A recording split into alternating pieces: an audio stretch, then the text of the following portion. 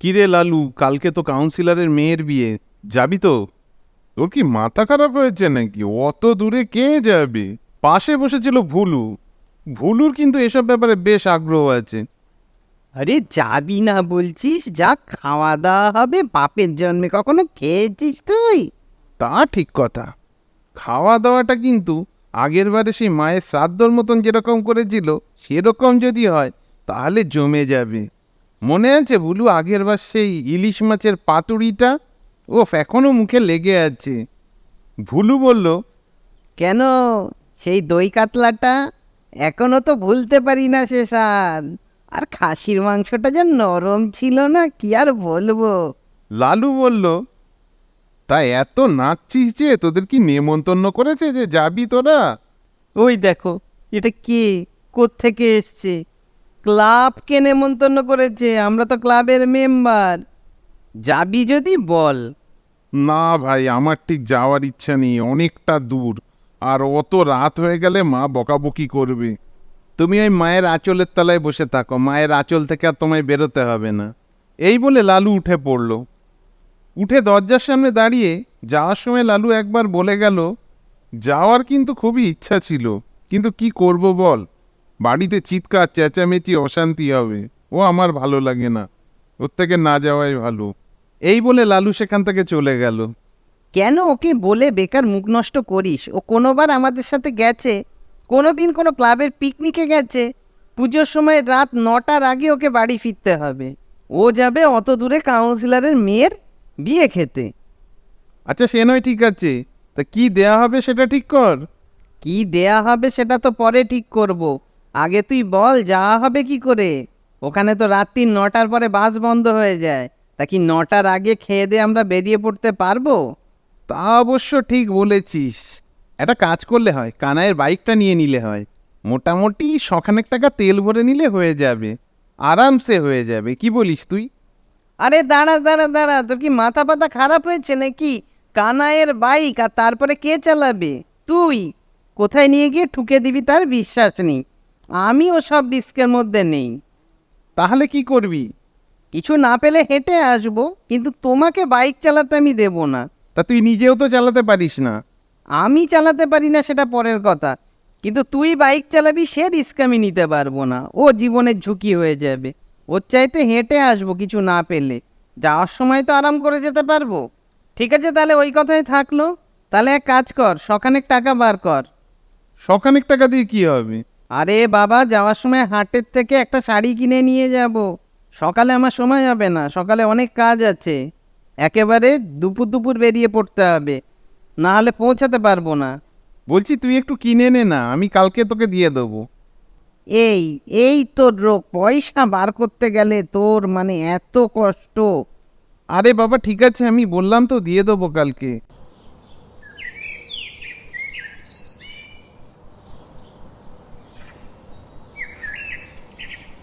পরদিন ঠিক কথা মতন শুভ্র গাছতলায় দাঁড়িয়ে অপেক্ষা করছে ভুলুর জন্য। কিন্তু ভুলুর সবসময়ই দেরি হয়। ভুলু আজ পর্যন্ত কোনোদিন কোনো কাজ সময় মতন করতে পারেনি। স্কুলেও যখন পড়তো তখনও ভুলু কোনো দিন ঠিক মতন ক্লাসে ঢুকতে পারেনি। 11টায় ক্লাস শুরু হতো, ভুলু ঢুকতো 11টা 5, 11টা 10। কতবার যে কান ধরে ক্লাসের বাইরে দাঁড়িয়ে থাকতে হয়েছে তার ঠিক ঠিকানা নেই। এই সমস্ত কিছু শুভ্র দাঁড়িয়ে দাঁড়িয়ে ভাবছিল, আর মনে মনে হাসছিল যে মানুষের স্বভাব কখনো বদলায় না। আরে ওই তো ভুলু চলে এসছে, কিন্তু সঙ্গে ভাঙা সাইকেলটা কি করতে নিয়ে এসছে? সাইকেলটা রাখবে কোথায়? ও কি বিয়ে বাড়ি সাইকেলে করে যাবে? ভুলু শুভ্রর কাছাকাছি আসতেই শুভ্র বেজায় চটে গেল। কিরে, এই ভাঙা সাইকেলটা কি করতে নিয়ে এসছিস? এটা রাখবি কোথায়? আরে তোর বাড়ি তো এখান থেকে 5 মিনিটের রাস্তা, আমার বাড়ি তো এখান থেকে এখনো 20 মিনিট যেতে হবে। রাতে আমি কি একা একা হেঁটে যাব? কথাটা অবশ্য ভুলু মন্দ বলেনি, কারণ অতটা রাস্তা ওর পক্ষে রাত্রিরে হেঁটে যাওয়াটা খুব মুশকিল। সে তো নয়, ঠিক আছে, কিন্তু সাইকেলটা রাখবি কোথায়? আরে কানাইদার চায়ের দোকানে রেখে চলে যাচ্ছি। এই বলে শুভ্র আর ভুলু বাসে উঠে পড়ল, কিন্তু এখান থেকে দূরত্ব বেশ খানিকটা।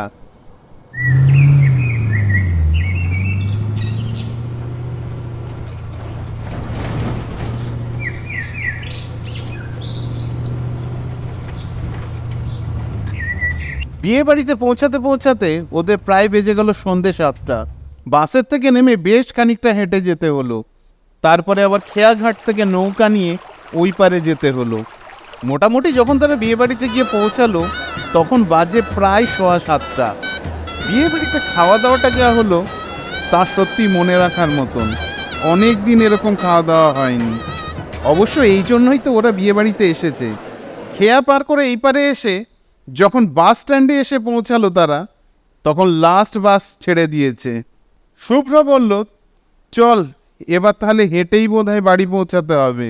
ভুলু কিন্তু এই কথাতে মোটেই একমত নয়। ও মাথা নেড়ে বলল, আরে দাঁড়া দাঁড়া, কিছু একটা ব্যবস্থা তো হবেই, সবে তো 9:30 বাজে। শুভ্র চমকে গিয়ে বলল, তুই বলছিস কি? 9:30? 9:30 বেশি রাত নয়, আর এটা শহর নয়, এটা গ্রাম। দুজনের মধ্যে কথোপকথন চলছে, তার মাঝেই হঠাৎ দূরের থেকে একটা আশার আলো তাদের দিকে আস্তে আস্তে এগিয়ে আসছে। শুভ্র সামনের দিকে আঙুল দিয়ে ইশারা করে দেখালো, দেখ দেখ, একটা ইলেকট্রিক ভ্যান আসছে মনে হচ্ছে। হ্যাঁ ঠিক বলেছিস, এই তো, এই বেটার ভ্যানে চেপেই যেতে হবে। ভ্যানওয়ালা যেন তাদের জন্য প্রস্তুত ছিল। তাদের সামনে এসে ভ্যানটাকে দাঁড় করালো। একটা কম বয়সী ছেলে, বয়স 23 কি 24 এরকম হবে। শুভ্র আর ভুলুর দিকে তাকিয়ে দাঁত বার করে ভ্যানওয়ালা জিজ্ঞাসা করলো, তাহলে কোথায় যাবেন? আমরা সোনাখালীর মোড় যাব। ও বাবা, সে তো বহু দূর। সে তো বহুদূর আমরাও জানি, তুমি যেতে পারবে কিনা বলো, আর ক টাকা নেবে? 200 টাকার কমে যেতে পারবো না বাবু। 200 টাকা? বেশ কিছুক্ষণ ভ্যানওয়ালার সাথে দরাদরি করার পর অবশেষে 150 টাকায় তারা যেতে পারবে এই রকম কথা হলো। ভ্যানে চেপে তারা যাত্রা শুরু করলো। রাস্তাটা একেবারে কমখানি নয়, বহু দূর। ভ্যান চলছে, চলছে তো চলছেই, এ পথ যেন শেষ হওয়ার নয়। বাসেই যে রাস্তা লাগে প্রায় ঘন্টাখানেকের ওপরে, ইলেকট্রিক ভ্যানে সে রাস্তা কত সময় লাগবে নিশ্চয়ই আন্দাজ করতে পারছেন আপনারা। মাঝে অবশ্য 2-1 ভ্যানটা বিগড়েছিল। ভ্যানওয়ালা নেমে ইঞ্জিনে কি যেন সব ঠিক করলো। আপাতত ঠিক চলছে। শুভ্র আর ভুলু নিজেদের মধ্যে কথা বলতে ব্যস্ত, তাই তারা এখনো লক্ষ্য করেনি যে ভ্যানটা এত ধীর গতিতে চলছে। এইভাবে চললে তারা আজ রাতে বাড়ি পৌঁছাতে পারবে তো? দুজনে গল্পে মগ্ন, কে কটা রসগোল্লা খেয়েছে, কে কটা পাতুড়ি খেয়েছে। এইভাবে যখন তাদের মধ্যে গল্প চলছে, হঠাৎ ভ্যানটা থেমে গেল।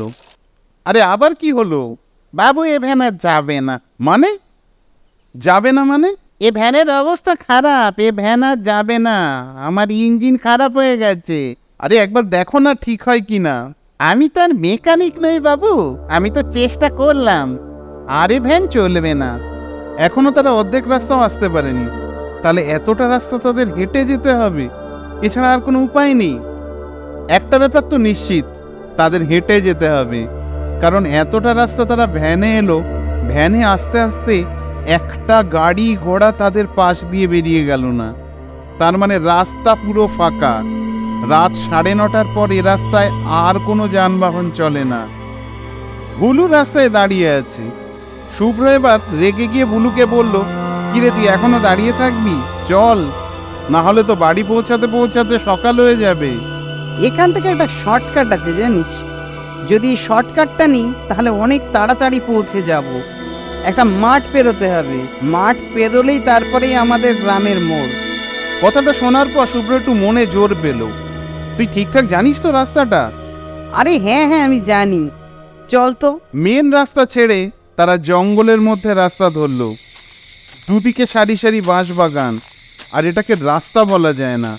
এখানে বহুদিন কোনো মানুষজনের আনাগোনা পর্যন্ত নেই। শুভ্র এবার একটু ভয় পাচ্ছে।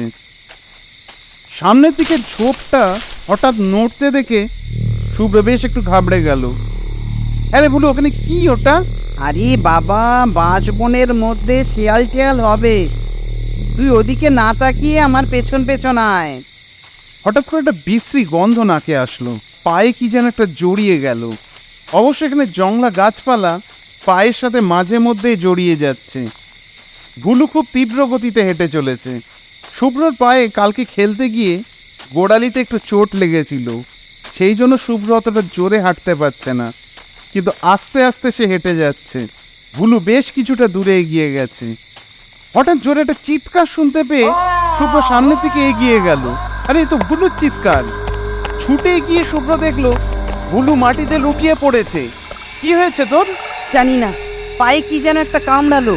শুভ্র সামনের দিকে টর্চটা জ্বালিয়ে পরিষ্কার দেখতে পেল ঝোপের মধ্যে একটা সাপ ঢুকে যাচ্ছে। কি সাংঘাতিক ব্যাপার! এ তো বিষধর সাপ। ভুলুকে সাপে কামড়েছে। ভুলু বোধহয় কিছুটা আন্দাজ করতে পেরেছে যে তাকে কিসে কামড়েছে।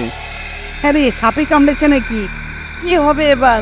শুভ্র এটুকু বুঝতে পেরেছে যে এটা বিষধর সাপ। ভুলুকে এক্ষুনি যদি হাসপাতালে না নিয়ে যাওয়া যায় তাহলে ভুলুর প্রাণ বাঁচানো প্রায় অসম্ভব।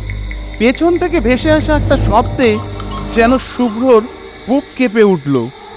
পকেট থেকে রুমালটা নিয়ে ওর পায়ের গোড়ালিতে বেঁধে দাও। দাঁড়িয়ে দাঁড়িয়ে দেখছো কি তুমি? মোবাইলের টর্চের আলোয় ভুলু পরিষ্কার দেখতে পেল একটা সাদা পায়জামা পাঞ্জাবি পরা লোক পেছনে দাঁড়িয়ে আছে। সে শুভ্রকে আবার লক্ষ্য করে বলছে, আরে দেখছো কি? ওর পায়ে বাঁধনটা দাও, নাহলে বিষটা তো ছড়িয়ে যাবে। ভয়ে শুভ্রর হাত পা কাঁপছে। সে কি করবে বুঝে উঠতে পারছে না। লোকটা শুভ্রর হাতের থেকে রুমালটা নিয়ে ভুলুর পায়ে বেঁধে দিল। সামনেই আমার ঘর, ওকে ধরে নিয়ে এসো। শুভ্র আর সে আগন্তুক মিলে দুজনে ভুলুকে টেনে সেই ঘরের মধ্যে নিয়ে গেল। একটা ছোট্ট ঘর, তার মাঝখানেই একটা খাটিয়া পাতা। সেই খাটিয়ার ওপর ভুলুকে শুইয়ে দিল। শুভ্র আর ভুলু দুজনেই ভয় পেয়ে গেছে খুব। ভুলু প্রায় অচৈতন্য। ভদ্রলোক শুভ্রকে বললেন, তুমি এখানে বসো, কোনো চিন্তা নেই। ওই সাপের বিষ কোন জড়িবুটিতে নামবে ও আমার চাইতে ভালো কেউ জানে না। তুমি একটু অপেক্ষা করো, আমি আসছি। আপনি কি ডাক্তার? লোকটা শুভ্রের কোনো প্রশ্নের উত্তর না দিয়ে ঘরের বাইরে বেরিয়ে গেল। কিছুক্ষণ পর লোকটি ঘরে এসে উপস্থিত হলো আবার। সঙ্গে একটা অল্প বয়সী মেয়ে। মেয়েটির হাতে কিছু গাছের লতা পাতা। মেয়েটির দিকে লক্ষ্য করে ভদ্রলোকটি বললেন, যা তো মা, একটুখানি জড়িবুটিটা তৈরি করে দে তো। মেয়েটি ঘরের এক প্রান্তে গিয়ে জড়িবুটিটি তৈরি করার পর সেই লোকটি ভুলুর পায়ে সেই ওষুধটি লাগিয়ে দিলেন এবং ভুলুকে খাওয়ার জন্য কি একটা মুখে দিয়ে দিলেন। এইভাবে ঘণ্টাখানেক কেটে যাওয়ার পর অবশেষে লোকটি ভুলুর পায়ের বাঁধন খুলে দিলেন। আরও ঘণ্টাখানেক পর ভুলু চোখ খুলে তাকালো। এবার শুভ্রর মুখে হাসি ফুটল। নিজের প্রাণ বাঁচানোর জন্য বিছানা থেকে উঠে বসে ভুলু লোকটিকে হাত জোড় করে ধন্যবাদ জানালো। সত্যি আপনি যদি না থাকতেন তাহলে যে আজ কি হতো। আরে ঠিক আছে ঠিক আছে, এটা তো আমার কর্তব্য, আর এ আমি বহু বছর ধরে করে আসছি। তোমরা একটা কাজ করো, অনেক রাত হয়েছে, আর এই অবস্থায় তোমরা বাড়ি ফিরতে পারবে না। রাতটুকু এখানেই বিশ্রাম নাও। বাড়িতে ফোন করে খবর দিতে পারবে বলে মনে হয় না, কারণ এখানে ফোনের টাওয়ার কিছুতেই পাওয়া যাবে না। আর হ্যাঁ, ঘরের দরজাটা বন্ধ করে শো। লোকটি ঘরের থেকে বেরিয়ে যাওয়ার আগে শুভ্র তাকে জিজ্ঞাসা করলো, আচ্ছা আপনি শোবেন না? আপনি কোথায় থাকবেন তাহলে? আরে আমার তো এই জঙ্গলি ঘর, আমার সব লাগে না, তোমরা শুয়ে পড়ো। দরজাটা বন্ধ করে দিয়ে ভুলু আর শুভ্র দুজনেই শুয়ে পড়ল। কিন্তু তাদের চোখ যখন খুলল তখন প্রায় সকাল হয়ে গেছে। সূর্যের আলো চোখের ওপর এসে পড়ায় তাদের চোখ খুলল। কিন্তু এ কি, তারা কোথায় শুয়ে আছে? তারা তো শুয়ে আছে একটা জঙ্গলের মধ্যে, একটা ভাঙা চোরা বাড়ির মধ্যে, যার চাল নেই, দেওয়াল নেই, সমস্ত কিছু ভাঙাচোরা। দুজন লোক চাষের জমিতে যাচ্ছিল। তারা ভুলু আর শুভ্রকে দেখে সেখানেই দাঁড়িয়েছিল। তাদের এই ফাঁকা জায়গায় শুয়ে থাকতে দেখে তারা সত্যিই অবাক হয়ে গেল।